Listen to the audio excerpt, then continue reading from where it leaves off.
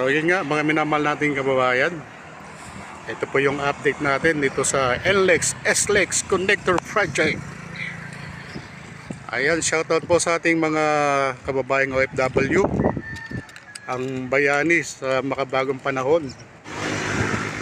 Mga 200 meters na lamang po yung layo dyan po sa ground zero ng NLEX SLEX Connector Project. So tanaw na tanaw po rito yung Skyway Stage 3 na kung saan dyan po magbumula, no? Ito po yung dyan po yung ground zero, or yan po ang starting point. Kasi dyan po sa may Skyway Stage 3 na yan, magkakaroon po dyan ng off-ramp, on-ramp na flyover. Bababa po dyan sa may Pandaka, no? Dating Tomas Claudio, at dadaan po dyan sa may Beata, Pandakan. Yan po yung update natin dito, kabayan. Kaya shoutout muli sa ating mga minamahal.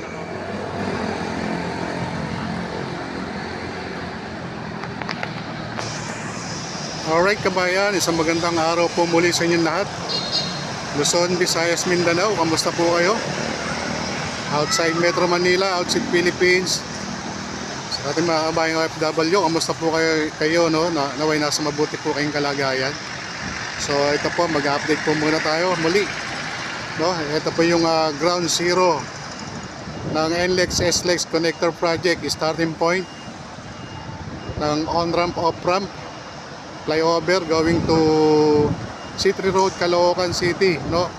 So bababa po dyan, ito po yung sa right side natin, no? Yung deck na yan, yung may upper at lower deck, no? Yan po yung Skyway Stage 3, so na kung saan dyan po magkakaroon ng on-ramp, off-ramp flyover. So kita nyo naman po mga minamahal nating kababayan, no? Nakatayo na po yung pinaka-base, no, ng gagawan ng poste ng flyover ng NLEX SLEX Connector Project.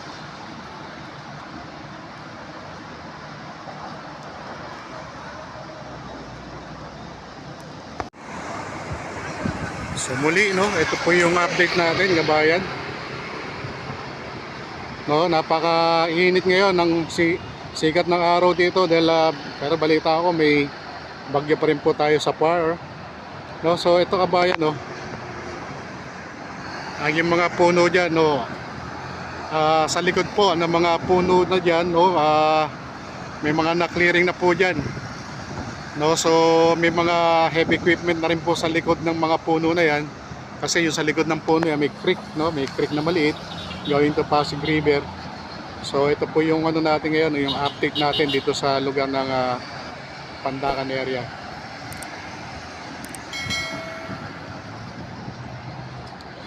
So napansin din natin doon sa may kabilang ibayon na tinatawag nila, doon sa may Suchi, no? Suchi perimeter area. Puspusan na po yung trabaho doon, no? Yung ongoing construction doon, no? Talagang tuloy-tuloy yung progreso ng paggawa ng mga butas, no? May mga butas na yung lupa, no? May mga nakahanda pang mga boring machine doon, boring machine equipment.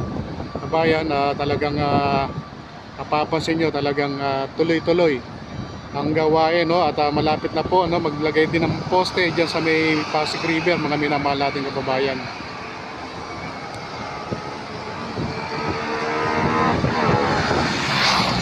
So ito pong tulay na to, kabayan, ito po yung from Santa Mesa, no?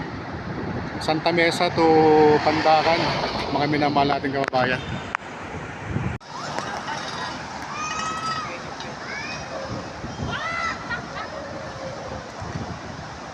Kaya palagay ko, no, bago mag-January, malamang matanggal na rin po yung mga puno dyan. Dahil makikita mo po dyan, no, tatambad po dyan kung gano'n nakalawak yung na-clearing nila, mga minamahal nating kababayan.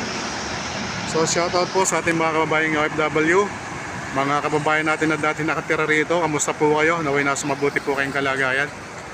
So mangilan-ngilan na lamang po yung bahay na i-clear, no, i-clearing dyan sa may lugar ng likod na Santo Niño Street, going to Barangay San Jose, Aklan area. Mga ilang bahay na lang po dyan, wala na pong ano yan, mga 20 houses na makiklear, no? I-clearing yung o i-demolish. So andito na po yung ano, dito pala yung mga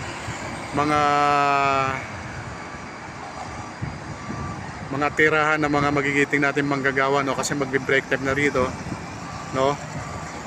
So dito yung mga ano nila, mga pansamantalang tirahan nila dito sa ilalim ng flyover ng NLEX, flyover ng Skyway Stage 3, no? Yung mga barracks, may mga barracks sila diyan.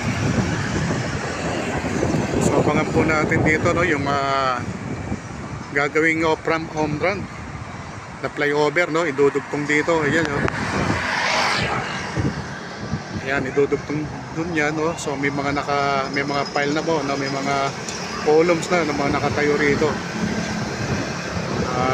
So deck na lang po yung hintayin dyan, no, yung katulad nito.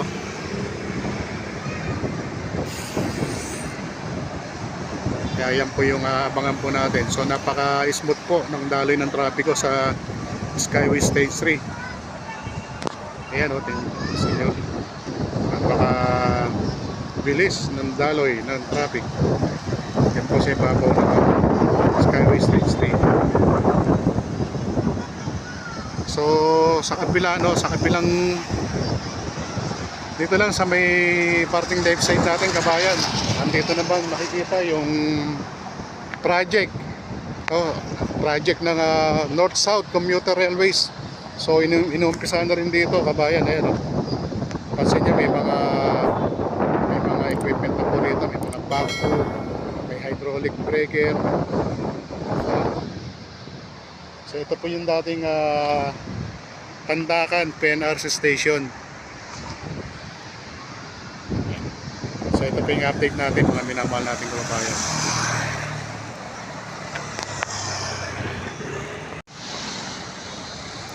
Kasi dito po magkakaroon ng bababa po dyan sa Skyway Stage 3, magkakaroon po dyan ng off-ramp, on-ramp na flyover. Idudugtong po rito sa pinaka-base.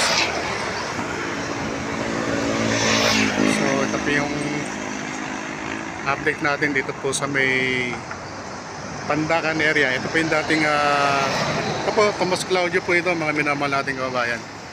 So marami na pong na clearing na bahayan dyan, no, less than 15 houses na lang po, no, yung mga i-clear po dyan sa lugar ng likod ng Santo Niño Street going to Retroco or San Jose o Aklan area, no, hanggang doon sa may papuntang tabing ilog ng Pasig River.